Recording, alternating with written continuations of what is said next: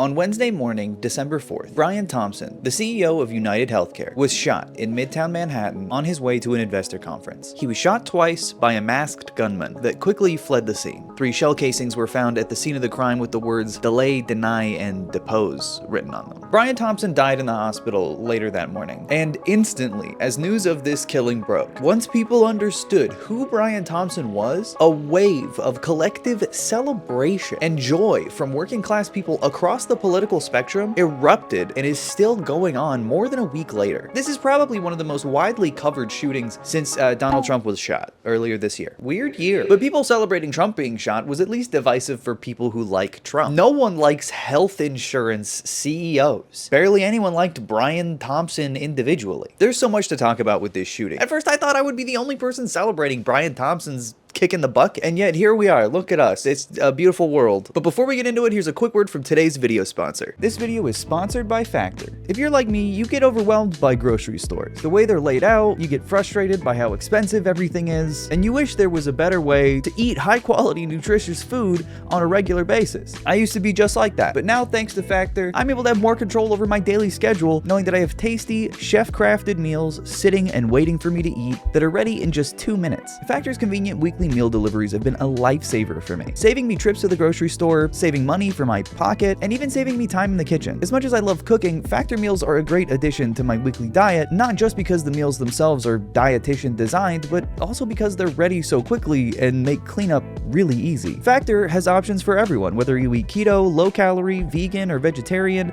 Factor has a spread of different meals every week, on top of 60 add-ons every week for things like breakfast, snacks, and juices. They have flexible deliveries and meal plans for you no matter what your goals are or what your schedule is like. I've been eating Factor meals on and off for probably a year at this point, and I really like them. The selection of meals is great. It's really easy to find something reliable and tasty, and at the end of the day, it's just a weight off my shoulders to know that I have quality food ready very easily. You can get 50% off your first Factor box, free shipping, and 20% off your first month of orders if you use my code ETHAN50 at checkout. That's a really good deal. You can also click the link in the description or scan the QR code on your screen again for 50% off your first box, free shipping, and 20% off your first month of orders with my code ETHAN50. Support the channel by clicking the link or scanning the code and give Factor a try. Every order directly helps me make more content, and I really do appreciate it. Thank you so much to Factor for sponsoring this video and for all of your delicious meals. Let's get back to it. So at this point, we know the shooter's name is Luigi Mangione. Mamma mia, Marone, call me Mario the way I'm stomping on this guy's grave. I'll jump in the air and flip and ground pound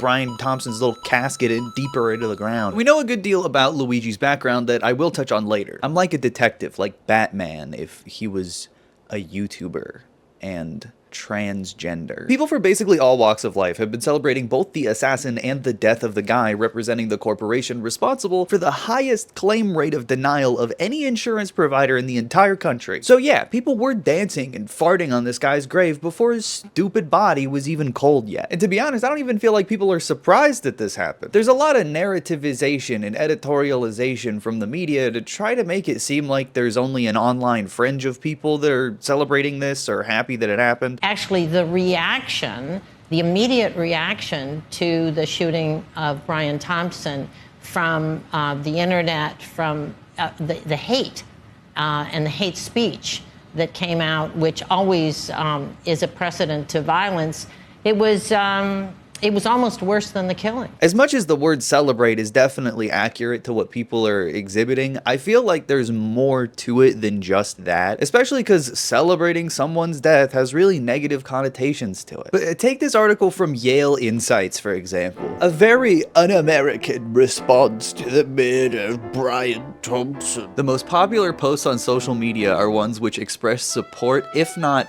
ecstasy, over the brazen assassination. Ecstasy. I said it's more than just celebration, and I don't know if I would use the word ecstasy. It's vindication. There's like a logic to it. It's not sexual. In fact, Unitedhealthcare's own bereavement message online was cruelly mocked by 77,000 laughing response posts. No! Not the laughing, crying emoji on Facebook. Like, yeah, if you're gonna acknowledge that killing is wrong, you're gonna have to acknowledge that healthcare insurance companies kill as a function of their profits. I have studied CEO and business leadership for over 40 years, and such dancing on the grave of a murdered business executive is one of the most abhorrent things I've ever seen. What things have you ever seen? This vitriol and violence against business and business leaders, wait, I'm sorry, is plainly un-American. First of all, killing people is the most American thing in the world. If this person thinks that killing people to make a political point is un-American, wait until they hear about George Washington. I don't know if there's been like such an outright example of a CEO or a business executive being killed and people really being this excited about it. I think that is true. This is unique. And what I think scares CEOs more so than anything is they could be crushed by a piano in the middle of Times Square, and if people found out that they were a CEO, they then would make fun of them and wouldn't care at all. It's a terrible, horrible accident. It's not a good thing that it happened, that he got crushed by a big piano in Times Square and died. But what are you gonna do, you know? He had to let a lot of people die for money. Well, abhorrent, it was sadly not surprising. This guy's acting like people making fun of Brian Thompson is 9/11. Not surprising to see so many influencers mocking and celebrating Thompson's death. I mean, it wasn't just influencers, it was literally everybody. And fits an emerging pattern of populists on both the far left and the far right increasingly coming together to attack business. When has the far right ever attacked business? Far left because communism, and far right because they're being racist to CEOs. This unholy alliance between the far left and far right seems to think that business cannot succeed without doing something unethical or hurting others. Meanwhile, Unitedhealthcare was doing stuff that was ethical and not hurting anybody. To Democratic Socialist Senator Bernie Sanders, it is impossible to make money without stepping over children sleeping on the street. Not dissimilar to Republican Congresswoman Marjorie Taylor Greene's fiery attacks on businesses for corporate communism. How is that not dissimilar? Marjorie Taylor Greene is a moron. She's just babbling and foaming out the mouth like a baby. You can't compare that to Bernie Sanders making an observation about reality. Greene's Democratic counterpart, Alexandria Ocasio-Cortez, who wrote this, has railed against CEO pay, and that's racist too, pointing out that while CEOs of major US companies earn 21 times as much as the typical worker in 1965, they now earn 290 times more, and pointing that out is just as bad as being Marjorie Taylor Greene, an anti-Semitic racist freak. While the left has said business is bad, so has the right. And I guess the implication here is that business is apolitical. Healthcare is apolitical. Yeah, okay. Now, is this okay to do? Is it okay to make fun of Brian Thompson? To fart on him in the grave while his wife is crying because he died? I would say yes, it is. I think it's fine to do morally, and I think it sends a good message for the kids. People have said like, oh, he had a family. Everybody has a fucking family, you idiot. This is such a stupid thing to say about anybody who's done such horrible things. I mean, having a family that you're able to financially support because you're denying people healthcare and making millions of dollars in the process is not a virtue. It's something that should have never happened in the first place. It's like saying, oh, he has a car. Will somebody please think of his apartment? Like, this guy has destroyed families by denying them coverage or healthcare entirely, killing people in the process, bankrupting them. It's traumatic to be at the receiving end of any kind of healthcare loss or denial of coverage for any reason, or even just knowing someone who's gone through something like this, which most people do. It can be radicalizing. It's unjust, and people know it's unjust. They know someone is responsible, and they might even feel a sense of justice when that someone who is responsible, even in part, dies. The outrage that people feel informed by their actual material experiences not only makes Brian Thompson's death really funny, but also kind of obscures Luigi of the singular crime of gun murder, when it's an unavoidable fact of the crime itself that Brian Thompson contributed to mass systemic murder. It was just legal. And any argument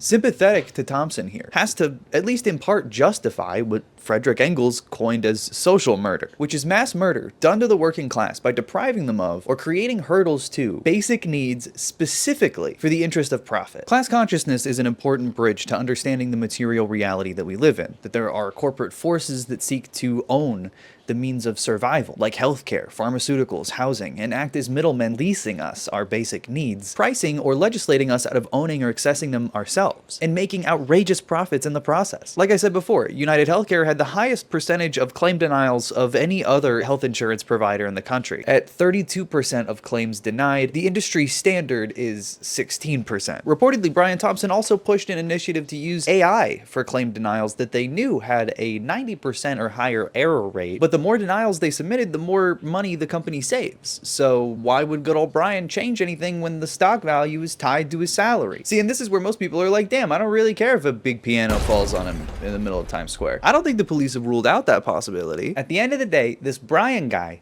let people suffer and die for money. And when people are so helpless in this system by design, they aren't gonna clutch their pearls at some suit getting blasted by a piano falling on him. Luigi is innocent. The piano is still on the run. It's important to say for my own self-preservation that I don't condone this assassination. I think crimes are bad and you shouldn't do them. Murder is in the 10 Commandments, so I think actually both sides are equally bad here. Lock them both up. But more importantly, I don't condone this because killing one suit doesn't fix a broken system. But violent radicalization comes from voicelessness. People are resonating with Luigi's actions because they have no voice in their own healthcare. And if they did, Brian Thompson wouldn't have been making $10 million a year denying people care they needed and paid for. So as fun as the general population's response to this shooting was, there's always a group of people ready to jump in front of the bullet, so to speak, and shamelessly defend corporate interests and the status quo and fearmonger about crime or leftist extremism. I like to call them Congress. Minnesota Senator Amy Klobuchar had this to say: "This is a horrifying and shocking act of violence. My thoughts are with Brian Thompson's family and loved ones and all of those working at Unitedhealthcare in Minnesota." Unitedhealthcare is a major donor to Amy Klobuchar, if you don't know, very powerful in Minnesota politics. Definitely has nothing to do with this statement though, because killing is always bad. Except when Brian Thompson does it for the sake of corporate profits, then it's a little different. He has a family.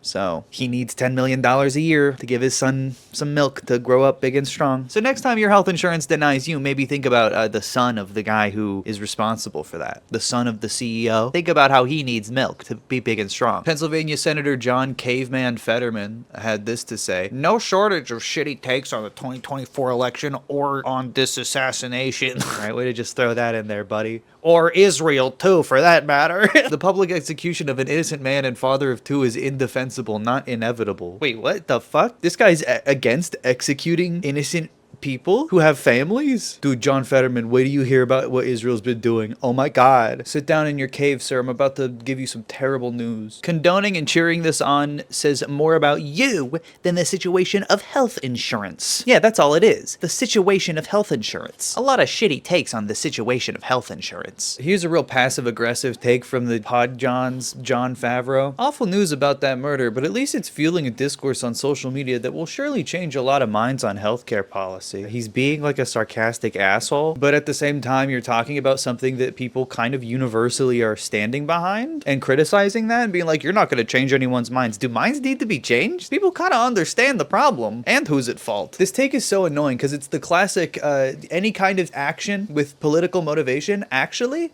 hurts your cause because I don't agree with it or your cause. And every time I hear it, I always think about this old political cartoon about the IRA. The IRA doing terrorism is actually hurting their cause because now no one wants to do a free independent Ireland. Now you have to be colonized by the British because you're throwing a fit. This is a bad take. Certified bad take. Stamp it. Sorry, John, you've been stamped. Sorry, nothing I can do. You've been stamped. There are also a lot of independent media pundits that I personally feel were just trying to feel special and taking the chance to shame leftists for being uncouth. Here's Tim Pool. This was exactly what we... Hang on. This is exactly what we warned you about. Far leftists are fucking unhinged and dangerous. You know, that sounded better than I thought it would. It kind of sounded like Tim. And he's doing like the classic libs of TikTok thing where he just is showing some random account being like, Lamau, "I cannot believe the bloodthirsty left." This is the guy who said Ukraine was the #1 enemy of America because he was paid to say that by the Russian government. That's real. Ukraine is the enemy of this country.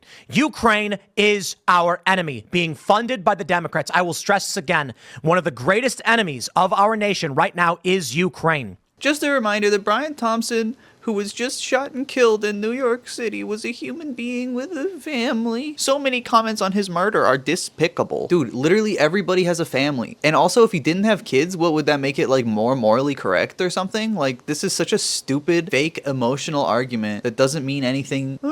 He cummed in some lady and made a baby. Wow. Yeah, better let him keep his job doing murder for a living. What's wrong with you? This guy said, fuck his family too, which, valid. Like, this isn't discourse. This isn't a take. This person is dismissing an attempt at humanizing someone that only serves to dampen discourse and quiet the conversation around healthcare. Like, there's a more important conversation here, and you're focusing on this stupid guy and his stupid kids. I mean, this is pretty much the same reaction leftists like him have when a working class woman is stabbed to death at a bus stop by a repeat offender they want roaming in the streets. What the fuck is she talking about? You're making this up. This is like blowing my mind. Hey, 24,000 likes. I guess that's the name of the game, isn't it? That's what it's all about, baby. Making up a scenario and then getting mad that people are justifying that scenario because they're saying fuck the family of a healthcare CEO. I find the tough on crime liberals to be so unimpressive. What is the repeat offender thing? Like, what does that have to do with anything? Anyway, get well soon. Like, you're not RoboCop. Not every criminal is some like universal example to crucify to show everyone never to do a crime again. Not to mention, being like tough on crime in this situation is ridiculous considering that Brian Thompson was operating in the confines of the law and still had more blood on his hands than any mass shooter realistically could. I'm not saying I agree with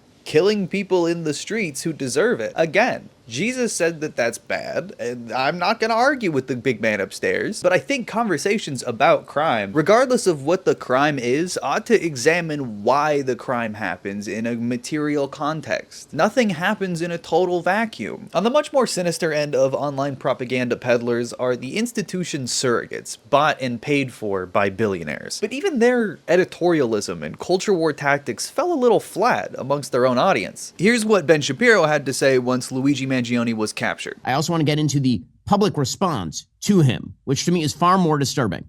And yes, I've seen the comments on my recent shows talking about how, believe it or not, it is very, very bad. It is in fact evil to shoot the Unitedhealthcare CEO, even if you are upset at the healthcare industry in the United States. The fact that this has to be said is sort of incredible. Oh, classic Ben. It's hard to talk about Ben Shapiro as much these days considering he's such a one-trick pony. It's so predictable how he immediately downplays what people feel. Oh, you're upset about healthcare in this country. Yeah, don't kill about it. It's only your health and access to doctors. I can't believe this even has to be said. Nothing in the American healthcare system changed because the Unitedhealthcare CEO was shot.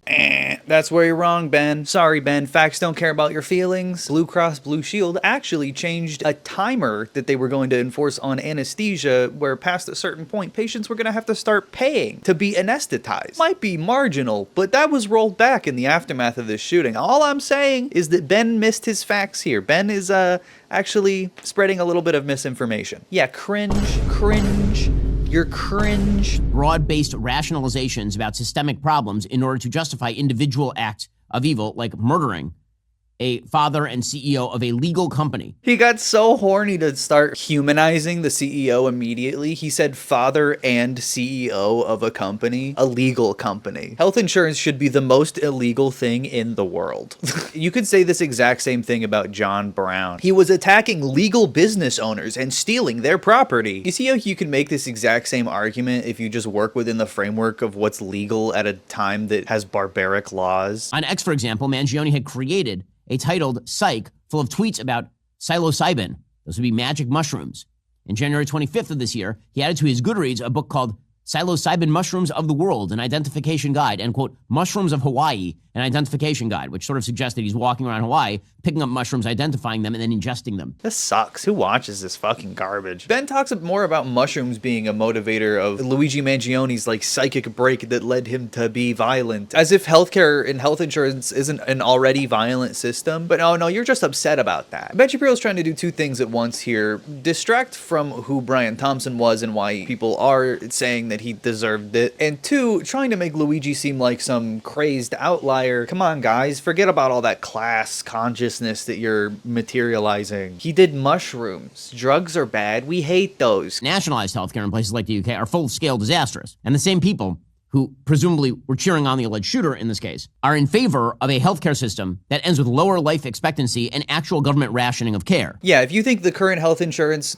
policies in America are bad, you actually want communism, and communism is bad, and it kills people, unlike our current system, which kills nobody. He says nationalized healthcare, like in the UK, is a disaster, not mentioning that it's underfunded. But efficiency isn't even the conversation when we're talking about UnitedHealthcare. We're talking about claim denials and suffering that people experience as a result of specifically being denied for profit. I think that's worse than having like long wait times or whatever people say. So this video racked up 16,000 dislikes for good old Ben. Probably a record for him. I'll be honest. I don't know if he's ever had a take that people disliked this much, at least not since he was talking about how retirement is like a stupid policy. Every so often the mask slips and he just shows what a corporate cutout he really is. Fans of the Daily Wire might not like it, but these guys are saying exactly what your average Republican politician is also saying, or at least thinking. Oops. Okay, so the manhunt itself for Luigi Mangione was also its own completely ridiculous circus. The NYPD was doing laps in Central Park and diving around, splashing around in the ponds looking for the murder weapon or any kind of evidence for 5 days before Luigi Mangione was caught in a fucking McDonald's in Altoona, Pennsylvania, where they make pizza with American cheese and salami. The NYPD was so incompetent during this investigation that they were genuinely just getting shit wrong around every corner. They found a backpack full of Monopoly money that just wasn't Luigi's. Just some random fucking New York City shit happening. There was an entire bit on CNN about how he used a veterinarian gun when that wasn't even true. So in Altoona, Pennsylvania, Luigi Mangione was recognized by a McDonald's manager that reported him to local police. They find what they believe to be the murder weapon and a manifesto on why he did what he did. Open and shut case, they caught him red-handed in fucking McDonald's. This is why you boycott. He went to Starbucks, they've got a water bottle with his fingerprints on it. He went to McDonald's, they caught him fucking immediately because McDonald's manager wanted the reward money. Straight up, if he followed BDS, he wouldn't have got caught. The murder weapon itself was a ghost gun with a silencer, I think that was also 3D printed as well. Which, if I could make a really easy prediction, Donald Trump is definitely going to sign an executive order banning ghost guns federally and then act like he fixed gun control. He did it. Luigi's manifesto is less than 300 words. It's very brief. And one of the first things he says is that he respects what the feds do for our country. It's so funny. Being on the run and also writing like, man, I love the FBI. I still stand for the flag. By far, not a revolutionary anarchist. Not even a guy who's really anti-American in any way or anti-institutional. He was just radicalized by the healthcare insurance industry. The second half of the manifesto is more insightful as to Luigi's actual mansion. I mean, fuck, motive. In it, he says, I do apologize for any strife or traumas, but it had to be done. Frankly, these parasites simply had it coming. A reminder, the US has the #1 most expensive healthcare system in the world, yet we rank roughly number 42 in life expectancy. United is the largest company in the US by market cap, behind only Apple, Google, Walmart. It has grown and grown, but has our life expectancy? No. The reality is, these indecipherable have simply gotten too powerful, and they continue to abuse our country for immense profit because the American public has allowed them to get away with it. Obviously, the problem is more complex, but I do not have space, and frankly, I do not pretend to be the most qualified person to lay out the full argument. He cites former New York Times journalist and physician Elizabeth Rosenthal and filmmaker Michael Moore as sources that have documented corporate greed and corruption in healthcare. Michael Moore actually responded on his Substack, and I think this quote is very well put. In the United States, we have a whopping 1.4 million people employed with the job of denying healthcare, versus only 1 million doctors in the entire country. That's all you need to know about America. We pay more to deny care than to give it. 1 million doctors to give care, 1.4 million brutes in cubicles doing their best to stop doctors from giving that care. If the purpose of healthcare is to keep people alive, then what is the purpose of denying people healthcare other than to kill them? I definitely condemn that kind of murder. Also, shout out to Ken Klippenstein for publishing Luigi's full manifesto on his Substack, while mainstream media has only chosen to selectively quote from it. So everyone online thinks that he's hot and wants to have sex with him. Ken Klippenstein, and also Luigi, the brother, and also the shooter. What doesn't help is that he's way more conventionally attractive than the guy that he killed. Home field advantage, I don't know what to tell you. Luigi Mangione is, like I said, not a revolutionary anarchist, not even someone from a working class or a poor background at all. He's from a wealthy family, was was a prep school valedictorian, Ivy League graduate, computer science master's recipient. He was a tech bro who liked lifting weights, Ayn Rand, and podcasts. He's actually a member of one of the wealthiest families in the state of Maryland. This family owns a number of nursing homes and country clubs, which is creepy and weird. And I condemn privately owned nursing homes way more than I condemn a piano falling on someone in Times Square. People who knew him have come out to say that he had a severe back injury more than a year ago and surgery around 6 months ago, which you can see from his Twitter header. There's a picture of an x-ray for what I think is a spinal fusion surgery. Regardless, he had serious mobility issues, and there are a lot of reasons someone could have a grudge against a health insurance company having had the experiences and the surgery that Luigi had. There are hundreds of horrible, dehumanizing, or even life-threatening scenarios health insurance companies will burden people with. That's exactly why so many people didn't even need to know who this was to celebrate what happened. Mangione didn't even have UnitedHealthcare coverage, so whatever radicalized him wasn't even directly related to Brian Thompson himself. In his notes, he allegedly says that he targeted Thompson because United Health is the largest healthcare insurer company in America. I don't know if it necessarily even mattered who Luigi Mangione was or is, because his actions and the consequential celebration of those actions are an indictment of where healthcare in America is. It's broken beyond repair, and there has to be some kind of ceiling, some kind of cap to the hyper-kleptocratic greed that we're forcefully subjected to in America. You can't be surprised when that ceiling materializes in the form of Mangione's actions and the public's response to them. It materialized once before, years ago, in the Bernie Sanders campaign, but a party that represents corporate interests and corporate donors openly sabotaged that campaign twice and subsequently shut down any discussion about Medicare for all. And this shooting is just as much their fault as it is Luigi's, in my mind. This is not a random crime. This is not an anomaly or an accident. This is the natural sociological conclusion of desperation and hopelessness. It's almost mathematical. Labeling Luigi Mangione as some kind of crazed activist rather than a regular, high-achieving guy who was hurt and radicalized by this system is exactly how the media aims to undermine this story and water down how palpable the anger is that people feel in this country, while also covering up for the fact that corporations like United Health only exist because they profit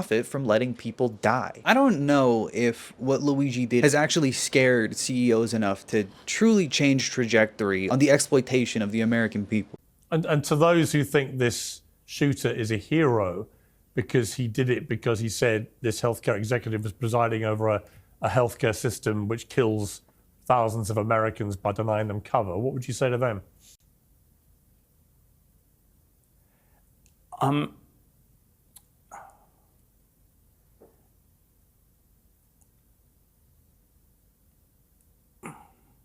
It's I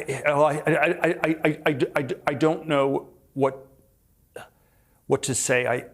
I think I still think you should try to make an argument, and I think this is you should, there may be things wrong with our healthcare system, but you have to make an argument, and you have to try to find a way to convince people and change it by that. And this is not going to work.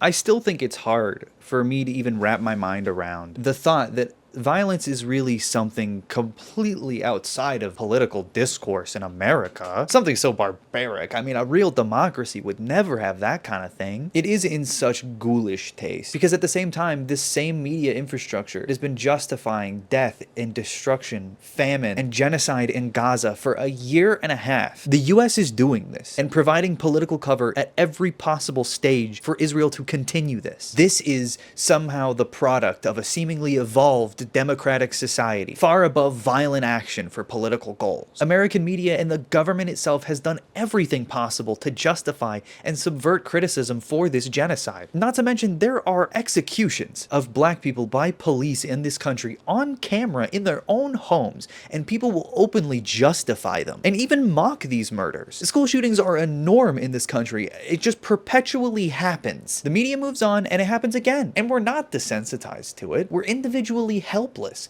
to unambitious, apathetic, and unaccountable leadership. The United States of America was founded on violence and pioneered in structures to enforce and maintain this violence internally in a way that laid the groundwork for fascist settler projects and apartheid structures around the world and throughout history. We are an extraordinarily violent enforcer of our own hegemony in our foreign policy globally, but internally, The manhunt for Luigi Mangione overlapping perfectly with the acquittal of Daniel Penny for the murder of Jordan Neely in broad daylight couldn't be a more clear and sobering example of the two tiers of justice in this country. America is a propagandized state, and a lot of general American sentiment does reflect that. Violence can be easily contextualized and justified and celebrated if you want. It just depends on what the narrative is. But when people are already primed into that kind of behavior anyway, when they see something that validates their actual lived experience and material circumstances, they actually might just break through media narratives they would otherwise be predisposed into buying into. Americans hate crime, like an unhealthy amount they hate it, but still somehow manage to see this as something to celebrate. The resentment people feel at those that are truly responsible for their material circumstances is very real. And there are a lot of people in the private sector that are responsible for upholding and milking the American kleptocracy for every dollar that it's worth, killing people in the process. Regardless of what happens to Luigi, Brian Thompson's murder should serve as a reminder that the cost of corporate greed was not just his own life, but the tens of thousands of people UHC has denied care to and have died and suffered for no reason other than profit. I'm curious to see what happens with Luigi's trial. I think they should let him go. Come on, slap on the wrist. Community service. I think he'll learn his lesson. I think everyone deserves free healthcare. And this shooting is yet another example of our unstable status quo. Medicare for all is the only solution to this pattern of systemic abuse that brings people to the point of apathy or even violence. And that's it. Thank you for watching my video. I know I promised Bashar, the psychic alien from TikTok. I'm still working on it. He is a real alien and the video is coming out for sure. I just had to talk about this first. You understand, it's too tragic. Anyway, R.I.P. Brian Thompson. Put me in the funeral from Avengers Endgame on the green screen. I'm here. I'm in his funeral. We're all sad. Spider-Man's here. Goodbye, Brian Thompson. We'll miss you 3000. I'm sorry you're for sure not going to heaven. I don't make the rules. Thank you again for watching, and make sure to subscribe, ring the bell for notifications, follow my socials if you haven't already, and have a great day. And like the video. And have a good day. Just have a good day. Just do it. Okay, bye.